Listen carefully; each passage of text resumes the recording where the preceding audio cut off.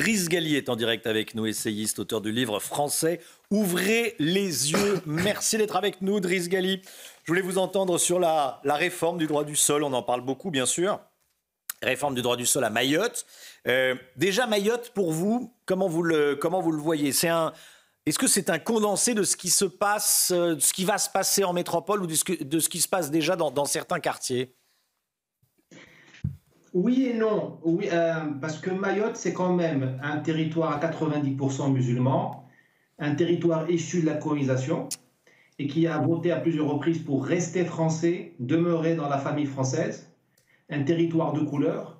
Donc Mayotte, c'est quand même une très belle histoire. Malheureusement, elle est en train d'être gâchée par tous les phénomènes que vous voyez. Et effectivement, elle concentre tout ce que plusieurs d'entre nous disent, avertissent depuis 30 ans, c'est-à-dire qu'il existe une submersion migratoire et qu'elle n'est pas une bonne nouvelle et qu'il y a un lien, malheureusement, entre l'immigration de masse et la criminalité et la dégradation des services publics.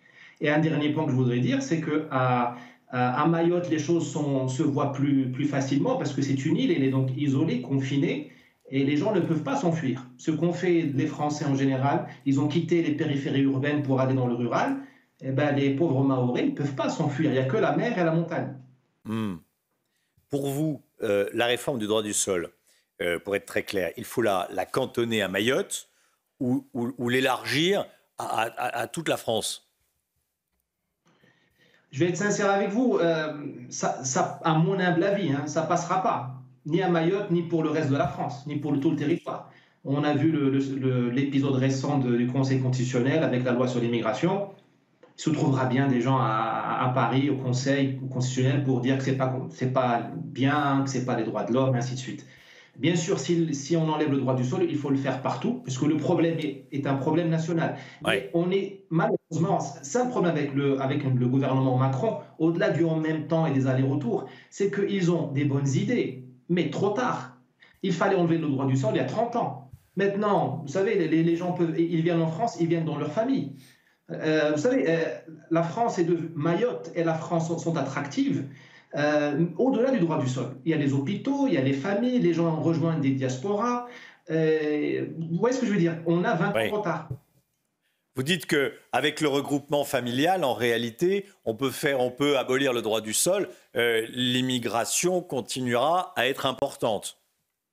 Oui, elle est importante et puis il y a quelque chose d'irrationnel et l'être humain est irrationnel. Et malheureusement, nos gouvernants ne veulent pas le savoir. La preuve, c'est que personne, à ma connaissance, ne parle aux Comores, qui sont le principal exportateur, entre guillemets, émetteur de migrants, dans leur langue.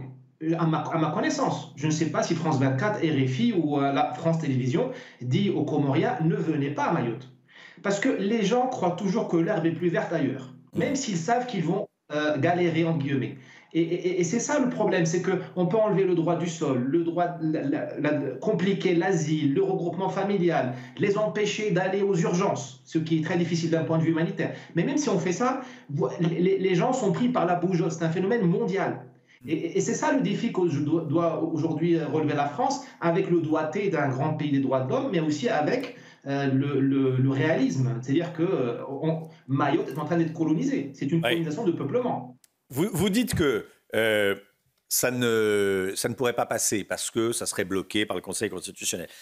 Je voulais revenir sur le sondage que nous rappelait à l'instant Chana Lousteau, pendant le rappel des titres. 65% des Français sont favorables à cette réforme du droit du sol au niveau national. 73% pour Mayotte et 65%, donc 2 Français sur 3, favorables à la suppression du droit du sol. Donc, en clair, pour revenir au droit du sang, au niveau national. Ça laisse entendre que si le projet est soumis à référendum, si on donne la parole aux Français sur ce thème, ça passe. Bien sûr, bien sûr. Malheureusement, l'opinion publique ne compte pas. Seul compte l'opinion des juges. Malheureusement. Alors, si M. Macron et M. Darmanin, que je critique souvent sur votre antenne, veulent vraiment me dédire et nous faire et nous montrer qu'ils sont vraiment au service qu'ils sont des démocrates, tout simplement, eh bien qu'ils osent le référendum. Oui. Il serait peut-être temps que, sur cette question qu'est l'immigration, les Français aient la parole sur une question massive pour définir un cap pour le pays. C'est important, c'est pas rien l'immigration. Il y a de nombreuses familles en France qui ont bénéficié, voilà, c'est pas. Mais ça s'organise et demander l'avis des Français serait pas complètement fou. Ça aurait peut-être dû être fait il y a plusieurs années. Bien sûr, mais de toute façon, c'est nous les fous. Dès que nous proposons ces choses-là, qui sont tout simplement dans la droite ligne de la Constitution française, qui a donné la souveraineté au peuple, nous sommes traités de fous. Et d'ailleurs, le problème, l'enjeu maintenant, nous avons une nouvelle victime de l'immigration, c'est l'immigration elle-même. À Mayotte, vous le voyez bien, ce sont tous, vous me corrigez parce que j'ai jamais mis les pieds à Mayotte, ce sont tous des gens ethniquement issus des Comores, musulmans. Et vous avez des problèmes. Essentiellement en provenance des Comores, et puis maintenant de plus en plus en provenance de certains pays d'Afrique qui arrivent aux Comores et qui descendent à Mayotte. Vous avez raison, vous avez raison. Et ça se passe mal même à Mayotte. C'est-à-dire que c'est presque de la mécanique des fluides. Il y a une saturation. On a appris ça au collège, au lycée. Je ne sais pas s'ils le apprennent maintenant. Je pense qu'ils leur apprennent encore ça. À un moment, la solution, elle sature. Et ce n'est pas une question de race ou de couleur ou de religion, de xénophobie. Et pour intégrer les gens, c'est là où je voudrais en venir, pour intégrer les gens, il faut un peu de lenteur pour que la société intègre. Et à Mayotte, ça ne marche pas. Et je vous rappelle, on est dans un petit bout de l'océan Indien.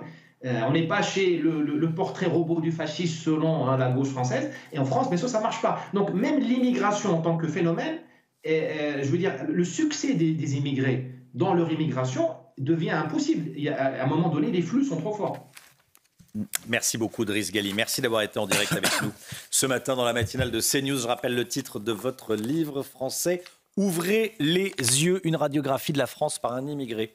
Driss Ghali, merci à vous, à bientôt.